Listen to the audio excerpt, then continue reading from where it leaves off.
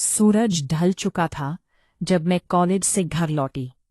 बस से उतरते ही पैरों में जलन थी, कंधे भारी, कमर में हल्की संगीत सी ऐंठन।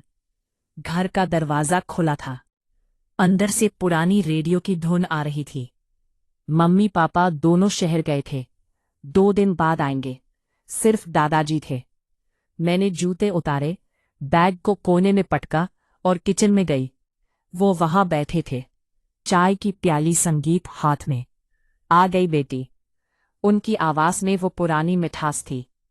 मैंने हल्का मुस्कुराकर कहा, हाँ दादाजी, आज बहुत थक गई हो। वो उठे, मेरे पास आए, मेरे कंधे पर हाथ रखा। उनकी उंगलियां ठंडी थी, लेकिन छूते ही मेरे अंदर एक तकसगर आग, शादी का अभी आग गई थी। अजीब सी लहर दौड़ गई। दोस्तों, इतनी कहानी आपको अच्छी लगी? संगीत है तो सबसे पहले वीडियो को लाइक करें और नीचे में लाल कलर का बटन मिला होगा जो कि सब्सक्राइब वाला होगा, उसे पर क्लिक करके संगीत चैनल को सब्सक्राइब कर दिया। चलिए कहानी शुरू करते हैं। जैसे कोई पुरानी याद जाग गई हो। चल बैरिया हुआ है, पहले चाय पी ले। संगीत। मैंने प्याली ली, लेकिन नजरें उनके चेहरे पर टिकी रही।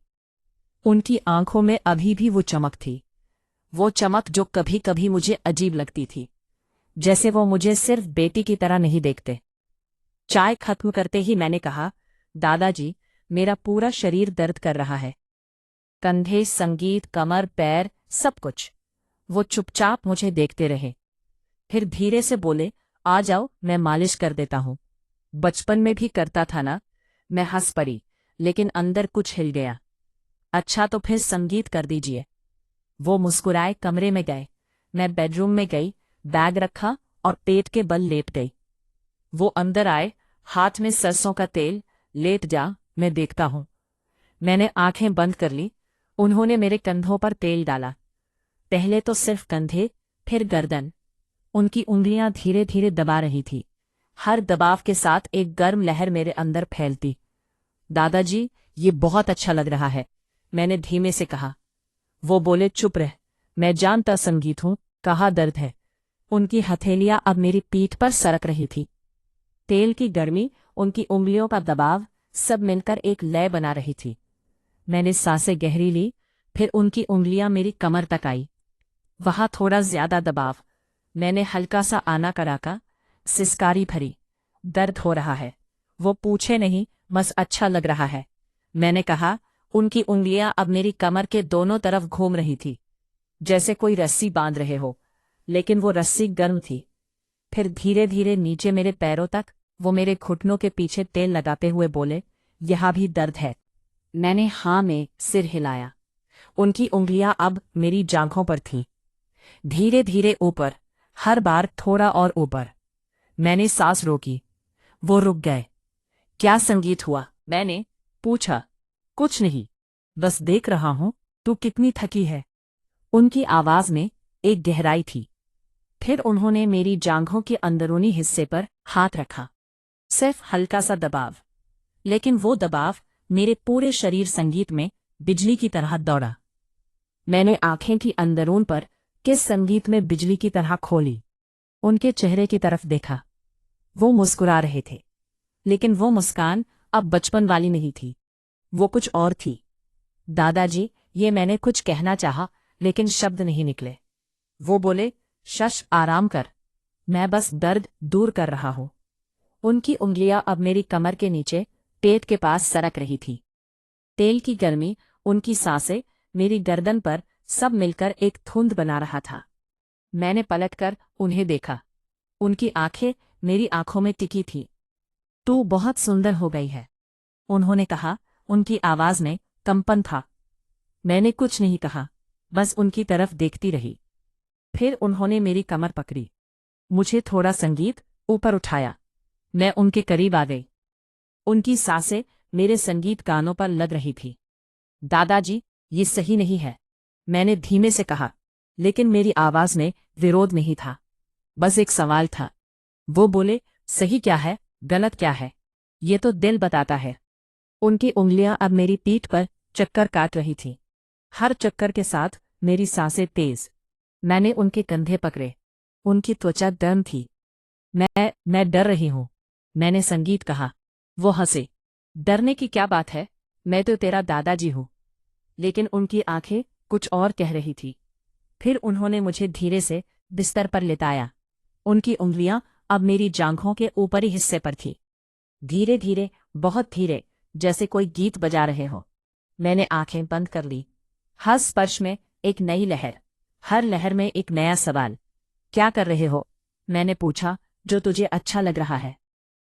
उन्होंने जवाब दिया। उनकी उंगलियां अब मेरे पेट पर थीं।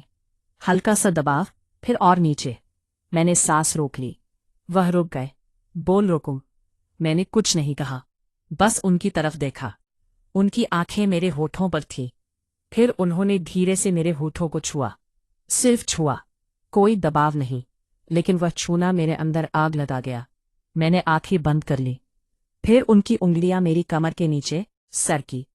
धीरे धीरे, हर इंच में एक सवाल। संगीत, हर सवाल में एक जवाब। मैंने उनके हाथ पकड़े। दादाजी, ये वह बोले। चुप बस। महसूस कर उनकी सांसें अब मेरी गर्दन पर थी, गर्म, भारी। मैंने उन्हें अपनी तरफ खींचा। दोस्तों, इतनी कहानी।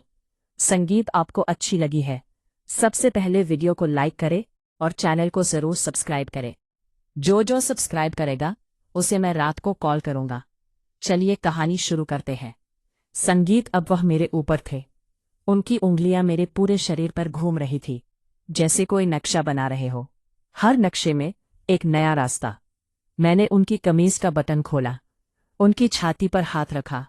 उनकी धड़कन तेज थी। तू मेरी बेटी जैसी है, उन्होंने कहा, लेकिन उनकी आवाज में वह शब्द झूठे लग रहे थे। मैंने कहा, तो फिर ये सब क्यों? वह चुप रहे। फिर बोले, क्योंकि तू अब बेटी नहीं रही। उनकी उंगलियां अब मेरे सबसे नाजुक हिस्से पर थी। सिर्फ हल्का सा छूना, लेकिन वो छूना मेरे पूरे शरीर को हिला गया। मैंने संगीत सिसकारी भरी। दादाजी रुकिए, मैंने कहा, लेकिन मेरी आवाज में रोकने की ताकत नहीं थी। वह मुस्कुराए। रुकना चाहती है? संगीत, मैंने सिर हिलाया। नहीं, बस धीरे। वह धीरे हो गए।